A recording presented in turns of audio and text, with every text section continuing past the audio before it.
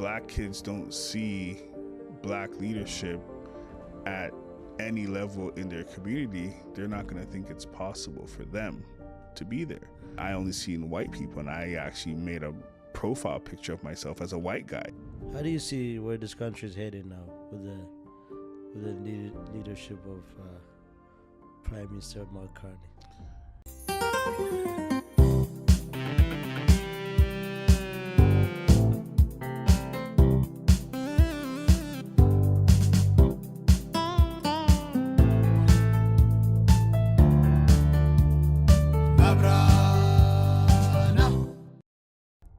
Hey, how you doing, everybody? This is my name is Daniel, and this is NABRANA podcast.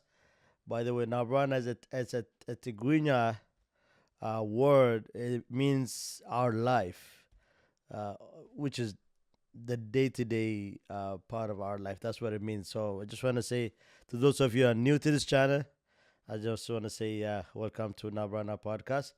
Today I have a special guest. We're going to have a very fun discussion. This man have an amazing track record. He's a businessman. He's a real estate agent. He's also the chairman of the Scarborough Business Association. I think he can introduce that better than me. And he's also I think the West Rouge Walk Hall of Fame, and we're gonna get into that. But most of all, he's also a politician. This coming fall, he's running for city council for the West Rouge, Scarborough West Rouge. I just want to say welcome to our podcast, Mr. Alan Shawn. How you doing, my brother? Thank you. This was long overdue, man. We've been talking about this, and thank you for accepting my invitation and coming to our podcast, man. How's everything? I know you've been busy here and there, you know. Yeah. How's I remember when we met. It was last year when you're conversing around the neighborhood. We're gonna get into that. Well, let's just dive in to those of you who doesn't know you, which most of our viewers might not know you. I just want to say who's Alan. Should I say Shawn Allen? Yeah. So I just want to say, who's Shawn Allen? Yeah, thanks for having me. I could start by saying I'm a local guy. You know, I was born in Scarborough to immigrant parents. They came here in the 60s from South America, Guyana. I was born right in Scarborough at Centenary Hospital, and I've lived here all my life, right? So, you know, I'm a local guy with Scarborough roots. Right here in the community of Scarborough Rouge Park, and you know, the past president of the Scarborough Business Association. I'm the current vice chair of the East Scarborough Boys and Girls Club. I have a star on the Scarborough Walk of Fame, and I got that because of, you know, I have a couple of businesses that I do. I run a national mortgage brokerage firm. Award-winning brokerage firm at that. It's brought me all over the world. Australia, Cambodia, America, you know, all of these places, and you know, 5-time broker of the year. The only brokerage to win 5 years in a row, broker of the year. I'm ranked top 100 mortgage professionals globally. I was ranked on the Growth 500 for fastest growing mortgage company in 2017. Which was great, and now I want to put some of that effort into, you know, serving the community. So, you know, that's where I'm at right now. Just wow. Trying to give back. Yes, that's a pretty heavy duty, impressive track record you got, man. Yeah, I appreciate it. So, what? Before we go into the politics, you say the Boys and Girls. Tell me about that. What is? Yeah, so I'm the vice chair there. I was on that board now, going on 3 years, and we just served. We just had our AGM Thursday, and Boys and Girls Club of East Scarborough has been around serving the community for 70 years, right? And I'm fortunate to be a part of the last 3, and you know, we're working on a big community event, the Scarborough Love Fest at the Toronto Zoo this year, just bringing all people from Scarborough to celebrate what is Scarborough. And we're going to have a FIFA, guess, activation there to celebrate, you know, the city celebrating FIFA right now. And that's going to be on June the 19th to the 21st. So it's coming up around the corner. Yeah. And yeah, the Boys and Girls Club is a great anchor institution in the community, serving, you know, so many different, you know, institutions, schools and things like that, providing a lot of programming for youth and, you know, early childhood education, young adults. So there's a lot of programming that they do there. So it's very important work there. Yeah. So what makes you interested to run for office? What pretty much for the city council? When was this vision and ambition? Yeah, well, if you asked me, you know, if I wanted to get into politics, you know, 5 years ago, I would have said no. I was busy, you know, in my brokerage.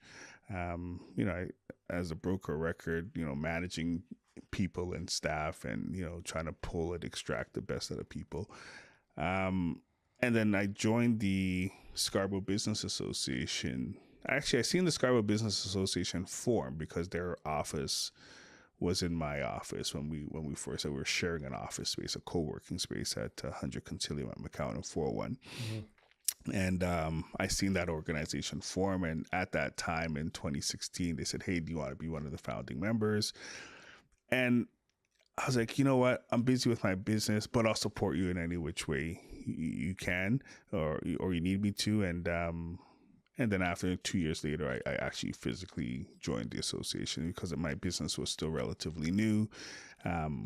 And I wanted to stabilize that first. So we were going through that. But once that stabilized, I joined. And then I've been there. I was the longest serving board member until I stepped down last year when I ran for city council. So what motivates you to run? Have you seen some wrongdoing by the administration of the city of Toronto? No. I never seen that at all. Yeah. You know, everyone wants to support. I think every politician runs, you know, for different reasons, but everyone feels that they could do something to help out.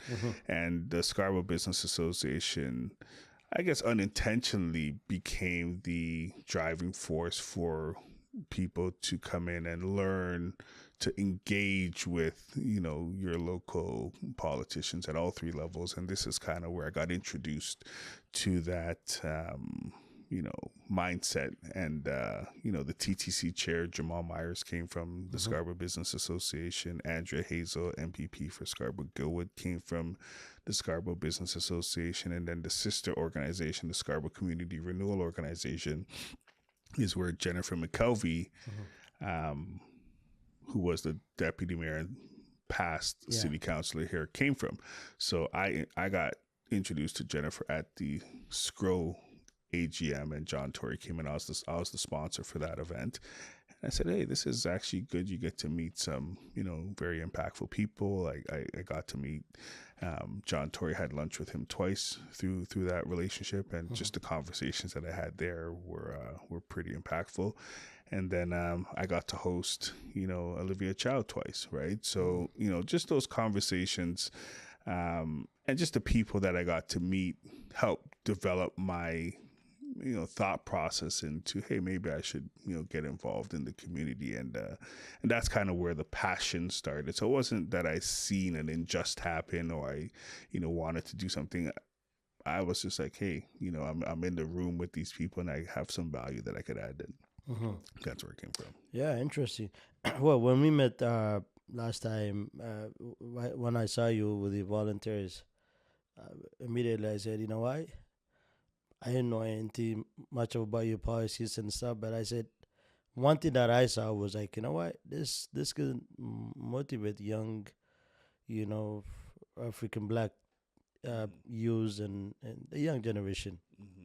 I say, yeah, let me, you know, I told you, let me in. I mean, whatever that you need, I can help you. Me, myself, my daughter, we volunteer everywhere. So, and I know you were, you know, in on the top,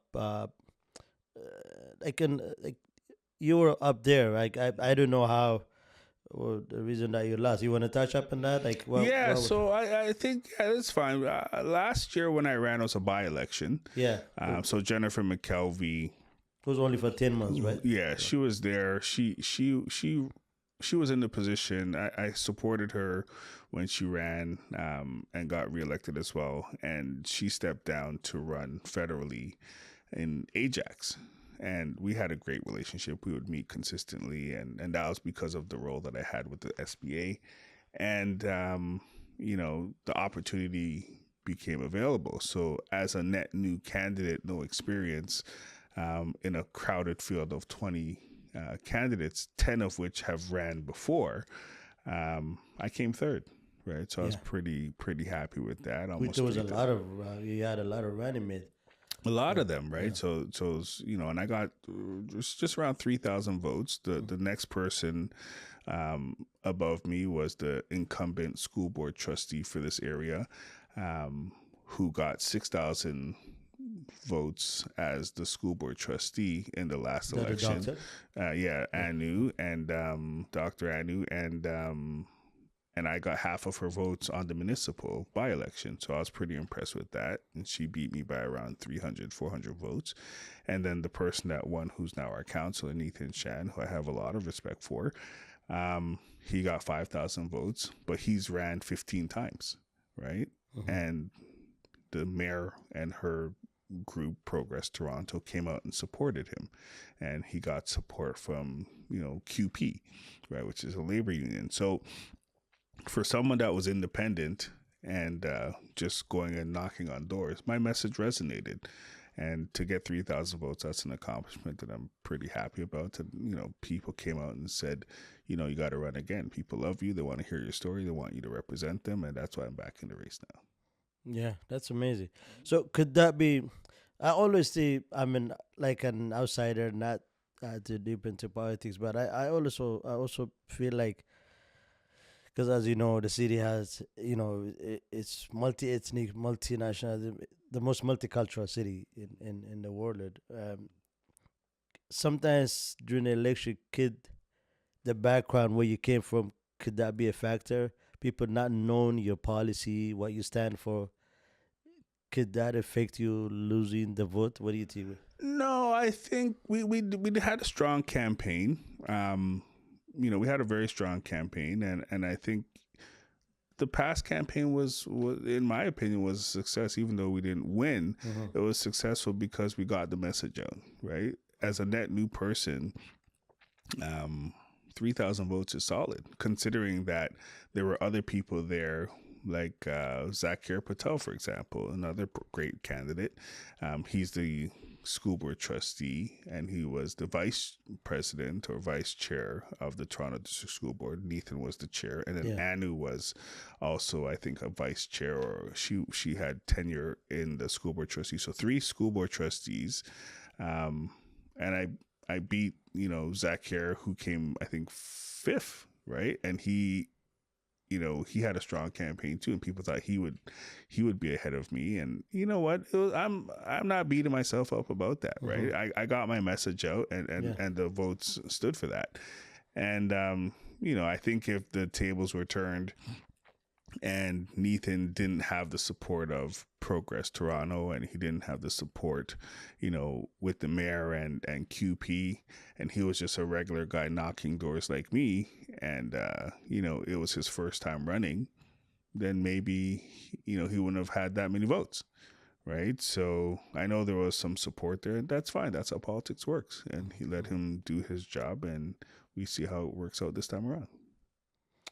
Wow, amazing. So give me your advice for from I'm in a West Rouge resident, but I also came from a minority. The meeting also have in our community. There's a lot of newcomers, and a lot of people that don't know how the election system goes, provincial, municipal, federal. On your level, like, what did you advise for people that lives in your the riding that you're running?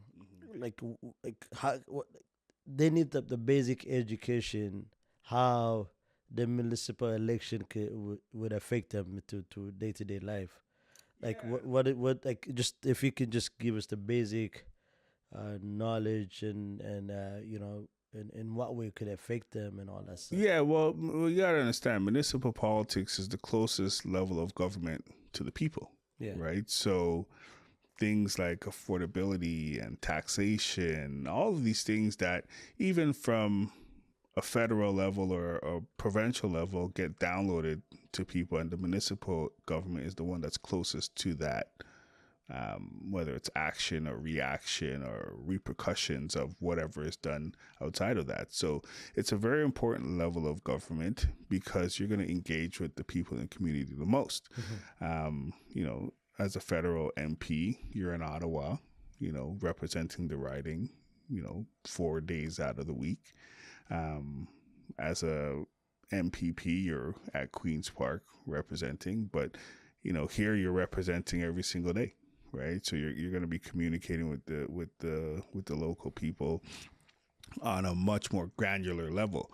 So it's important that, you know, you put someone in that position that's well-rounded in all of the facets of municipal politics. So when you're talking about municipal politics, you know, at the federal level, you know, I think they just gave out a grocery credit yesterday. Yeah. Right. You want to make sure that you have food security as a top priority. How is the community giving back to its people with regards to making sure that food is affordable, right? You know, property tax is the number one revenue generator for any municipality. But what are we doing with those tax dollars? Are we spending them efficiently so that we can ensure that we're not raising the cost on people? And we've had an administration in power now for a little over 3 years, and that administration has raised taxes 20% plus, right? So has your income raised 20%? Most people haven't.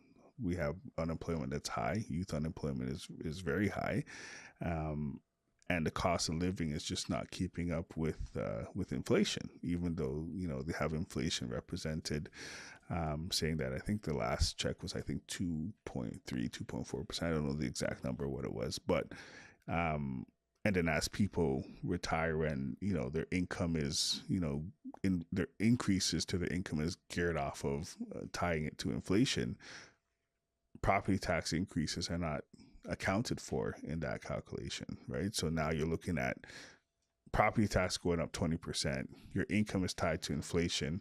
Inflation is unofficially, or officially, I should say, you know, sub 3%.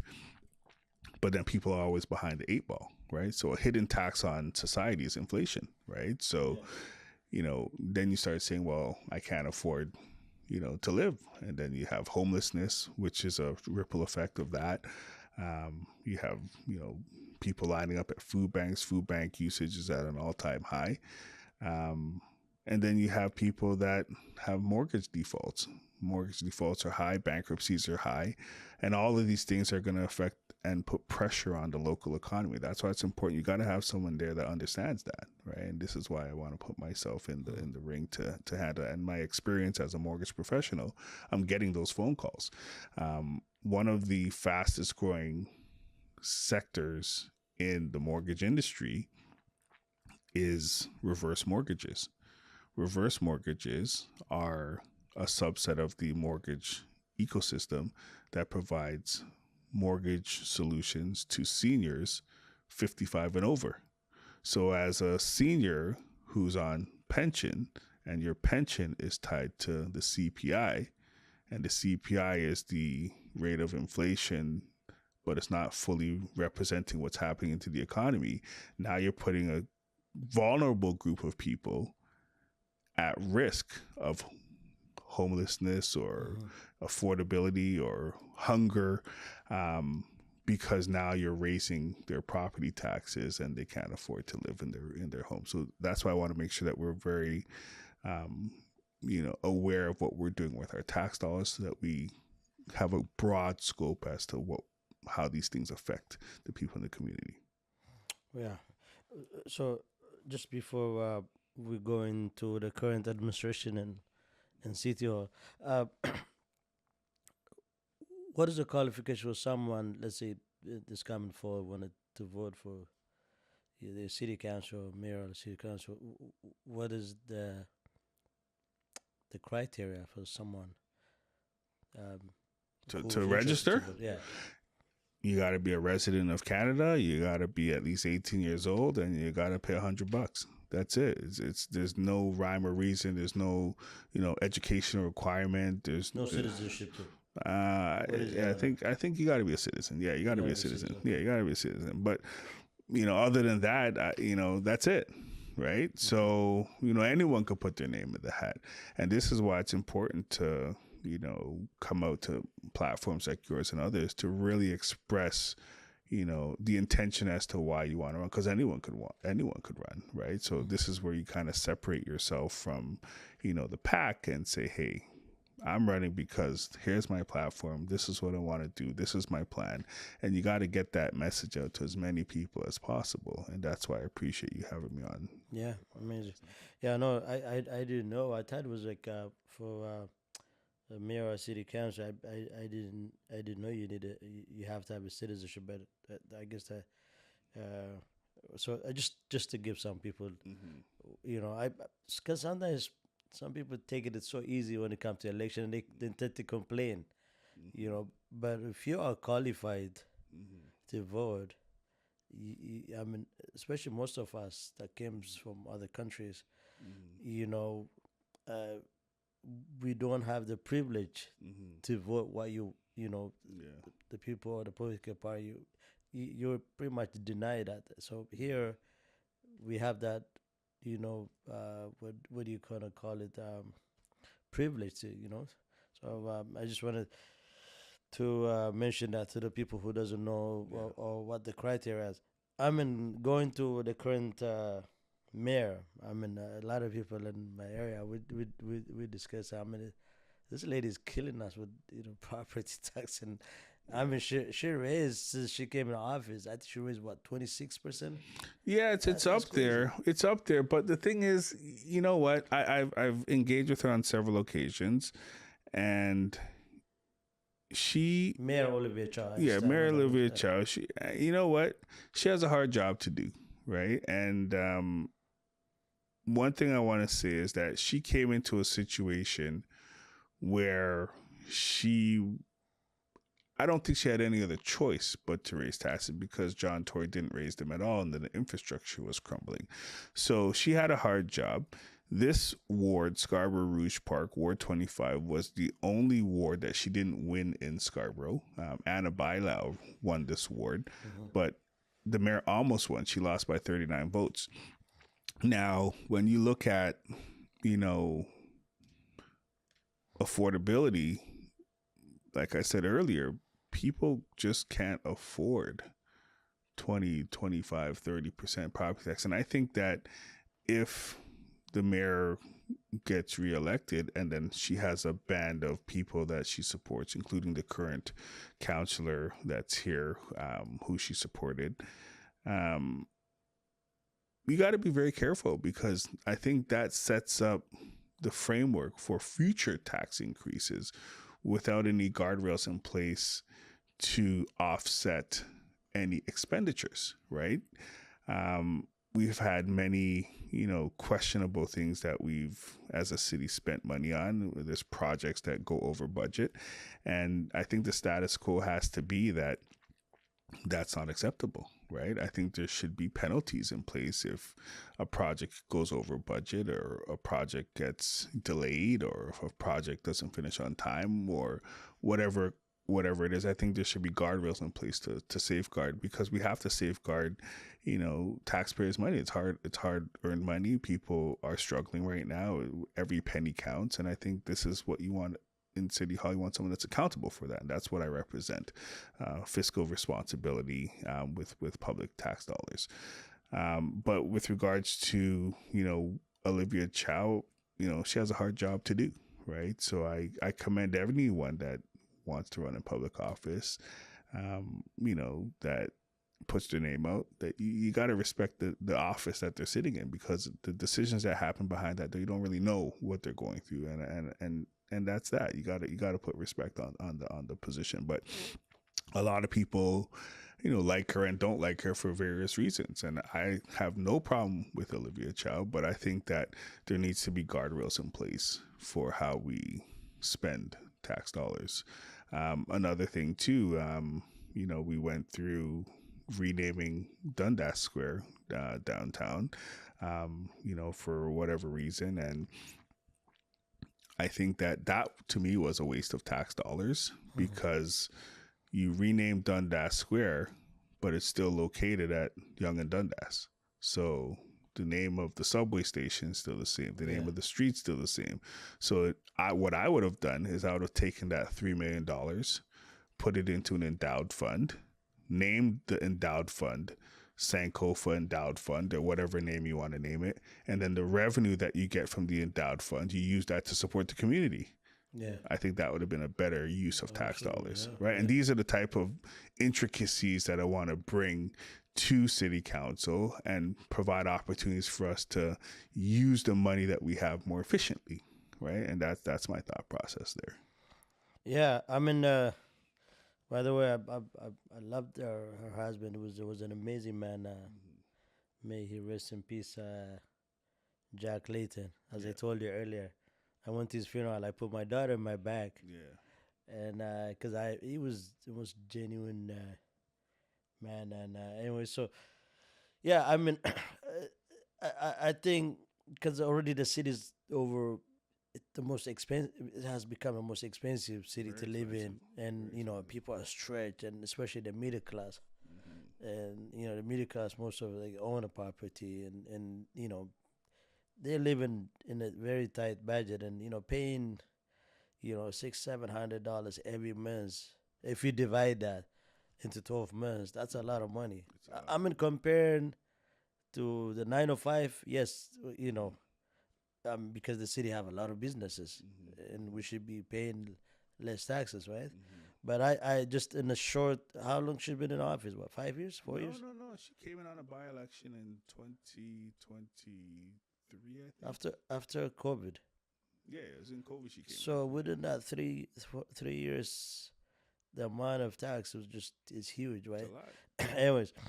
I mean, here we live in, your writing is beautiful, area, and I do have some concern every time, especially when I drive in Lawrence East, and man, I wish that lane would be changed to like 2 lanes, because that was there was a lot of major accident happen in that area, and I still see there's some big major daily accident waiting to happen, because the road is so narrow. And I told my wife, instead of taking that road, go through Kingston, because I hate Lawrence all the way over here. Centennial is better, but if you go all the way to Morningside, it's so dangerous. So I just wanted to give you my concern, and that going into as a minority, as what do we call ourselves, African Canadian or Caribbean Canadian, or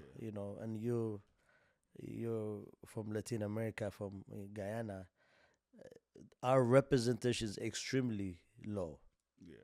We don't have black politicians in the city, provincial or federal. Whereas you see the South Asians, huge representation. It's not really balanced with it. So what what is how do you encourage young black kids to run for any office, from trustee, city council, MPP, and MP, and so I actually I met 2 years ago. It was some kind of state dinner, and I happened to get the chance to go in at the Fremont Hotel, and Prime Minister Justin Trudeau was there. So I met this young lady. She's actually considered to be the rising star in the Liberal Party. She's from London, Ontario. I think she's a Ghanaian descent. And when I see young people like her in Ottawa, it gives me hope. But I mean, what is your take on that? Yeah, I think we got to encourage more people to get into politics. We got to encourage more black people to get in politics. There's quite a few of them that are there now, but they're not seeing themselves. Like even when I got into, for example, the mortgage business, I didn't see any black people I'm not saying they weren't there, but I didn't see them there because that was when social media just came on, and I only seen white people, and I actually made a profile picture of myself as a white guy on my LinkedIn profile because I didn't see any black people in mortgages, so I couldn't relate. So the same thing with politics. If young black kids are not seeing themselves represented, or they're not seeing themselves benefiting, then they're not going to go there and vote. And I think what I brought to the table in the last election was an opportunity for someone that was locally born, locally bred, well known, well respected. I have my businesses. I'm always giving back to the community, and they saw an opportunity for someone that looked like them, that understands them, in office. That's where I found a lot of strength in my campaign, and I think a lot of that resonated in how I got my votes. And I think this time around, I think we're going to see a lot more, right? Because people really want an opportunity to see themselves. Right now, we have, 4 levels of government in Rouge, and one ethnic group is in every single seat. And I think, a lot of people are getting rubbed the wrong way. And I'm not saying that, that's bad or that's good, but, I love all communities, and all communities can represent all communities in government. But I think, for a community like Scarborough Rouge Park that's very diversified, I think we need diversification in representation, right? So I think that's very important as well. And I'm here to provide a viable solution to that. And I think that, people really stand by that. They really like that. And I think that's something that will resonate very well. Yeah, I mean, especially you've been part of the Boys and Girls Club. I know some of the stuff that you do, building leadership, and I feel like you also have that obligation to bring young leaders. And yeah, so I always bothered by that. I mean, you know, what to the point that you said earlier. Yes, some communities or anything. Yes, they send to elect people from theirs. Uh, it's natural. It's Nothing natural. wrong with that. Yeah, and then but also those people also definitely I know a few, and they serve the whole general public, right? 100%. Uh, uh, but sometimes, but as an African descent, you wanna, especially the kids that was low background and are born and raised in this country. I wish we can bring more young people to run for office, and I think definitely you will do something on that part. Yeah, 100%. Yeah. And this is my passion about this whole project as well, right? Because if people aren't seeing themselves there, then you're suppressing the future leaders because they don't think that it's attainable. Just like when I said, when I got into mortgages, I had a white picture on my LinkedIn profile. And then as I got more into the industry, then I realized that there were other black people there. But because social media wasn't prevalent, they weren't visible to me. So if black kids don't see black leadership at any level in their community, they're not going to think it's possible for them to be there, right? And I think we need to have a strong conversation about that because it affects future generations. And it wasn't until I started winning awards in the mortgage industry, I would go out to events and I would be the only black person in the room, right? Same thing in the politics, right? Sometimes, as I was the SBA president going out to different events, I was the only black person there, right? So we got to make sure that we provide a channel or a lane for people to see themselves, succeed through. And I think I provide that opportunity for people. Yeah, yeah, absolutely. So, when the coming election, this will be our last thing, and then we'll move on to something personal. Or what would it be? What did you see the major challenge that would be? This coming mayoral or a city election. Like, did you see any major challenge that In the community, or just as to get into office? just to get in office, Oh, and then also as a community too? I mean, right now I'm still in a fact-finding phase. Mhm. Some of the major issues that I ran on in the previous by-election were, the bus lane on Morningside. Everyone in West Hill is in agreement with me on that. Nothing's been done to rectify that, and people are still feeling the pain of congestion on Morningside there. And I seen something on TikTok where someone last Sunday or the Sunday before, the bus lane was empty and the regular lane was full, and someone just drove in the bus lane and was like, "Hey man, like, I'm driving in the bus lane." And I think that's a perfect example. We spent $25 million to paint these bus lanes red, and I'm not opposed to bus lanes, and I'm not opposed to transit. I actually like transit. But I think in Scarborough, we've been left with a situation where we're forgotten about when it comes to transit. It shouldn't take longer to get downtown to, it shouldn't take longer to get to Toronto from Scarborough. It takes about an hour and a half, sometimes even longer. It shouldn't take longer to get downtown from Toronto than it does to fly to New York. It takes an hour to fly to New York. It takes an hour and a half, almost 2 hours to take the bus and the GTC downtown. I think that's a problem. And the bus lanes try to improve that, but at the risk of congestion, right? So now you have congestion on a major artery to the highway that's creating issues for the community. And I think that we need to have better use of those bus lanes by making them high occupancy lanes, just like they are on Don Mills, where Don Mills, you can go on to the bus lane. It's not painted red. It has a sign at the top. High occupancy vehicles, 3 people or more, taxis or buses can use those lanes. We should have the same philosophy applied to Morningside, where you have a red bus lane, 2-lane road. You have a school that, rush hour, people are going in and out of that school, picking up their kids, doing drop-offs, and you're stuck behind a car that's trying to make a turn, and you can't use the bus lane because they're making it a priority for buses. I think you should have, an opportunity to use those lanes as high occupancy vehicle lanes during rush hour. Yeah, speaking of those, man, rush hour. I mean, this city is getting crazy. I always wonder who make the decision on giving a 407 to this big private company for like 100 years. Mike Harris.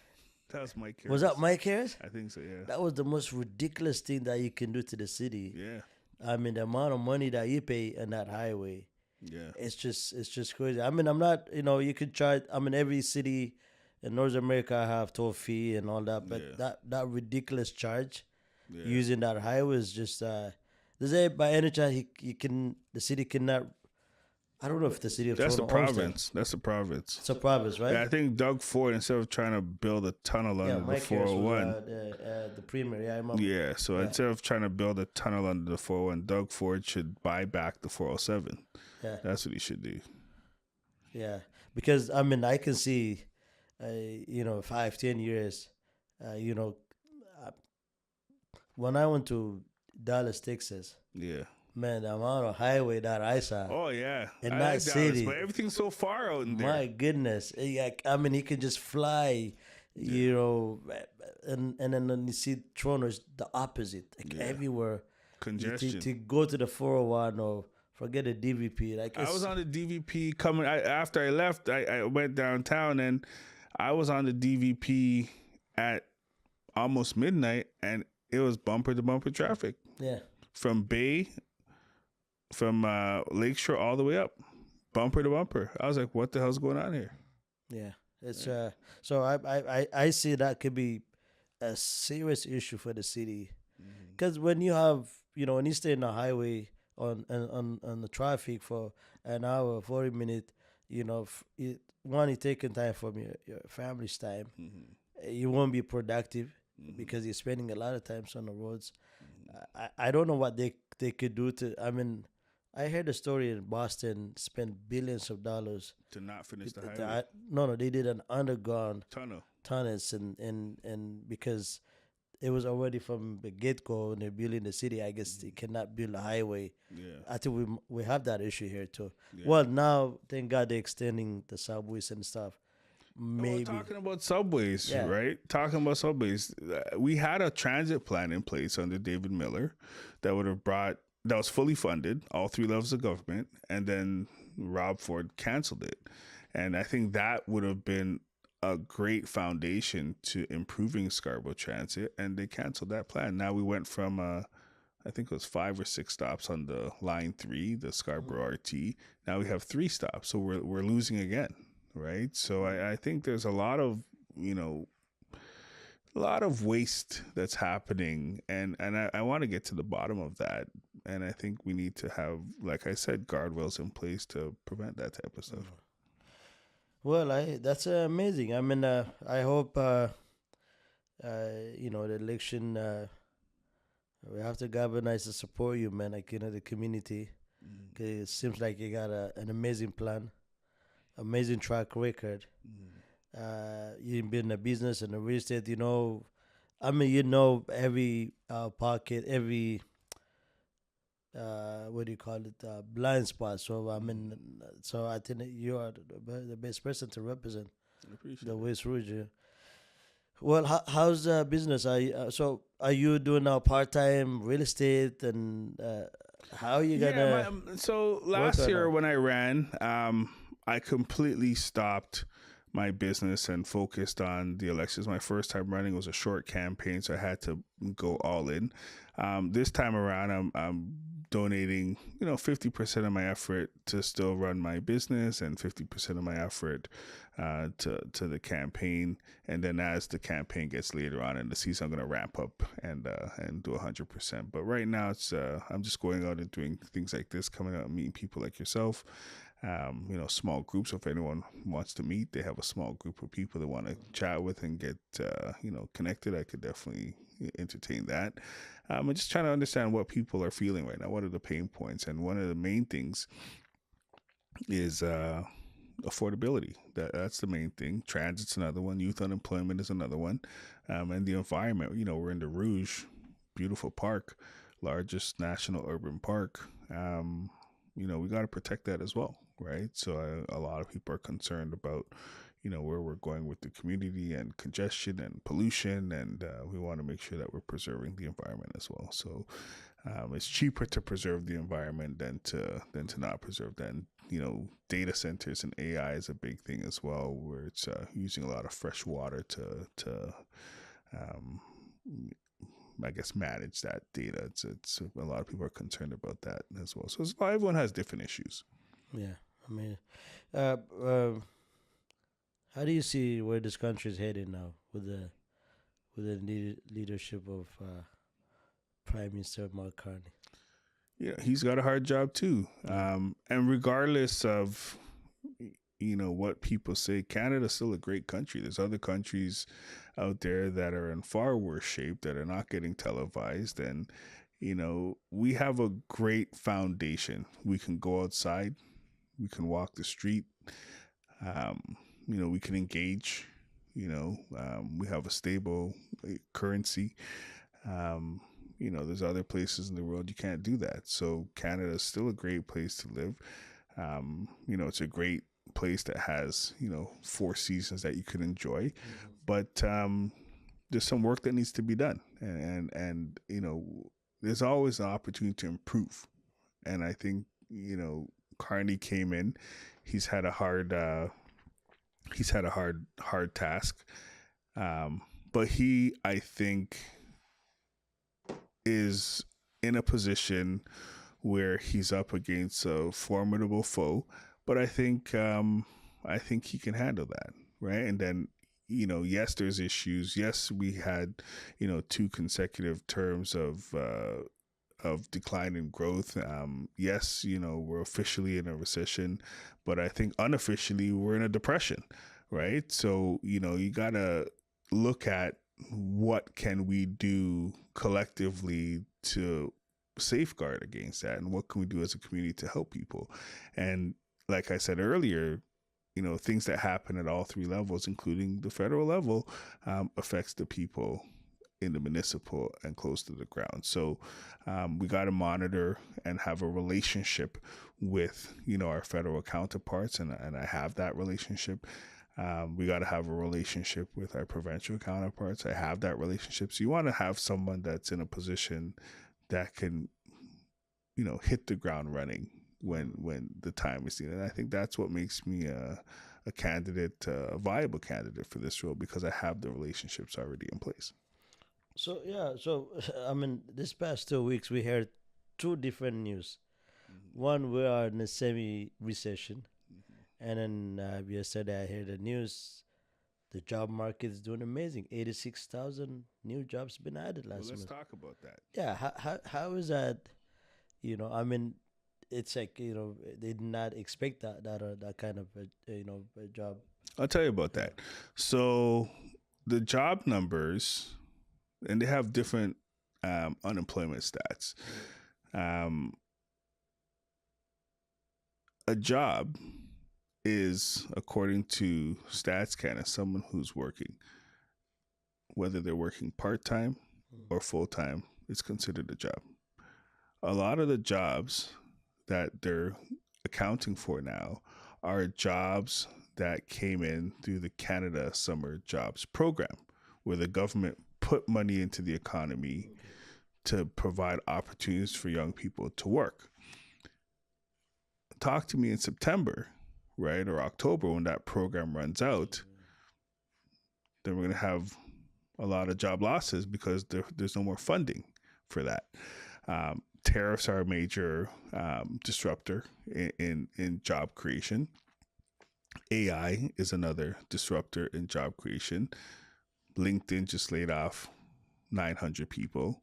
Rogers just gave half their staff a package to leave. Companies are laying off people all the time. We just lost Hudson's Bay, and I can go on and on, right? So the job numbers, you got to be careful when you're looking at, what that job number looks like. They have the official unemployment rate, which I think is R3 or R6 unemployment, and then you have R8 unemployment, right? And they're different numbers because, you have people that are actively looking for work and they're considered on the official unemployment number. But you have those people that are discouraged from looking for work because they've been looking, applying, and they can't get any jobs. So they're not included in the unemployment number. So when you look at the holistic picture of the unemployment picture, the numbers are actually much higher, right? And then when you break down youth unemployment, yesterday or a few weeks ago, we had a 6.6, I saw. For youth unemployment? Yeah. No, that's Canadian unemployment. That was Canadian. 6.6, right? Youth unemployment is 13 to 17%, somewhere in and around there. But then when you break that down even further and you get down to the ethnicity, the Black community is 20% plus, right? So these are the types of things that the media is out there portraying, that, hey, the economy is growing, the government is pushing out, yeah, we created jobs. But if you have to work 3 jobs to account for 1 job that you lost, now those 3 jobs are included in the job numbers, but you're working 3 times as much, right? So this is the trick that people are playing, because I want to get down to the granular part of that jobs creation report to see how many of those jobs are part-time, how many of those jobs are the same people working, right? These are the questions you got to start asking. No, you're absolutely right. I completely forgot about that. Even people will be working part time during the World Cup is probably in thousands, right? Exactly. And then after July 18, that number is gonna drop It's because gonna everybody's drop. gonna be sent off. And Yeah. you're right. Um, but I would hope, especially the youth kids are like struggling to get summer jobs and There you was know 1,400 or 1,700 kids in West Hill looking for jobs, and there's no jobs for them. Right, my kids, thankfully, they got jobs now, but they were discouraged from it. They were putting out resume after resume after resume, couldn't get a job. Right, and then they finally got jobs now, but they were discouraged too.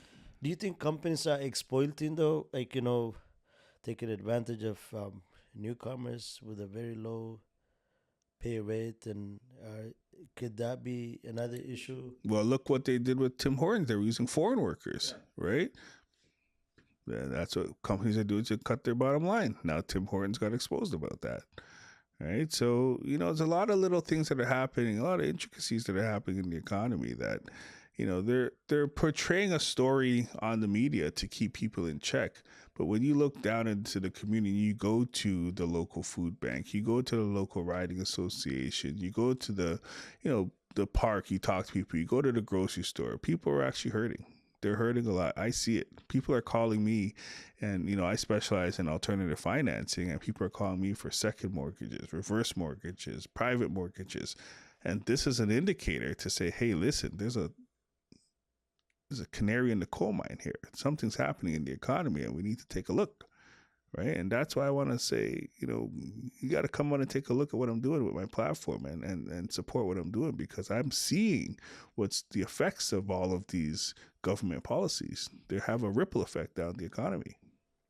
Yeah, but the other program that I would love to do with you is since you're in the real estate market, that would be another, if you have the time, Yeah. we'll do that. And of course, we're gonna do another nice interview closer to the election too. 100%. 100%. Because we gotta support you, man. Yeah. You got all this amazing vision and plans for the community, Mm-hmm. and the only way we can expose it, through this kind of platforms. Yeah, I appreciate that. And one last but not least, do you want to add anything, that you feel you wish you could mention, or I just want you to give me your last final remark before we go our podcast. Yeah, one of the things I want to just plug briefly is I was instrumental in the launch of the soil turning at the Malvern Family Resource Community Garden, and I just came from there actually before I came here. I dropped my wife off there, and she's there as one of the community gardeners. She's helping a lady that has a plot of land. So I think there's about 30 or 40 plots of land. There's a hydro corridor where they've sectioned off, and the federal government, the provincial government, they're working with the Boys and Girls Club, not the Boys and Girls Club, sorry, Malvern Family Resource and the city to provide plots of lands for local farmers. And then what happens is these local farmers then could, they pay for the plot, and they could then in turn use those produce for themselves, or they could bring them to the local market and sell them. Great initiative, but I think we need to take that one step further, because food insecurity is so drastic, and the cost of food and food inflation is so high. I think we need to get back to planting, and this environment that we're in Canada is only a short window for planting. So what I want to do is invite everyone out to the community garden so that they can come and learn. We'll teach you how to plant. We'll teach you how to garden. And I'm working on a strategy right now where we work with the Toronto Zoo to get the manure.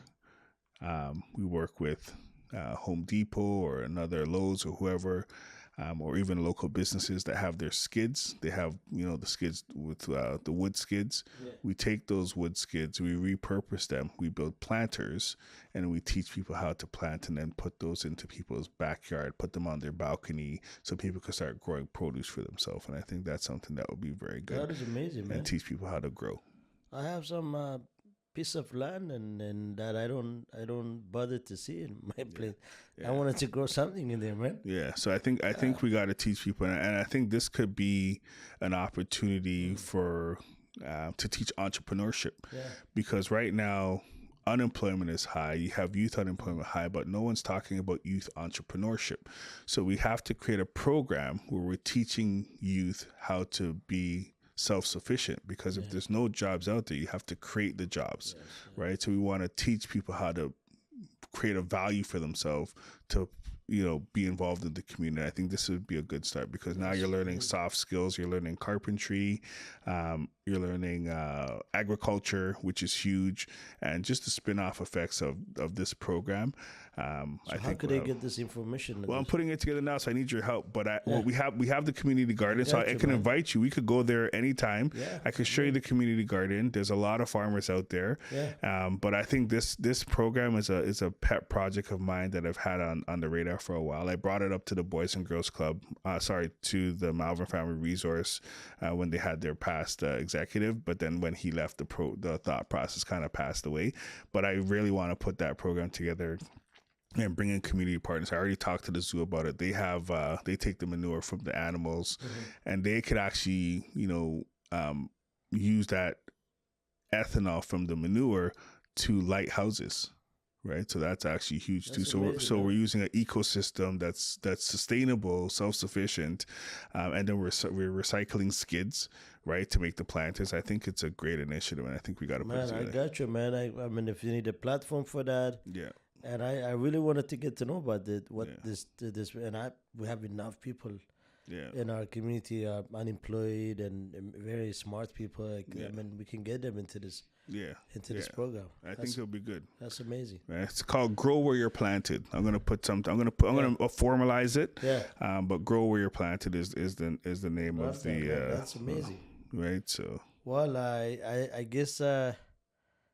I don't know if anything we missed. I don't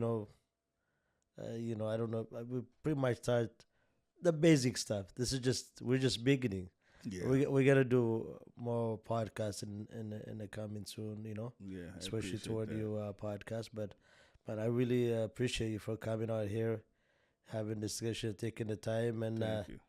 And we'll be working together, man. Thank you, man. Thank you for coming, bro. Thank you. And then where you guys can find me too is my website, which should be up in the next day or so, electshawnallen.ca. We're gonna put that at the end of our podcast. Yeah, perfect. We'll plug that up. Perfect. And once again, thank you so much. Thank you. And good luck in the election Thank you very and the much. campaign and the canvassing. If you need a voluntary, we got you. Yeah, man. I need volunteers too. I need donations. I need it all. I need that. So we gotta put that out. We gotta get whatever we can to succeed in your election, right? I appreciate it, man. And so I guess our program ends right here. Everybody, thank you for watching to the end. See you next time. Thank you. All right.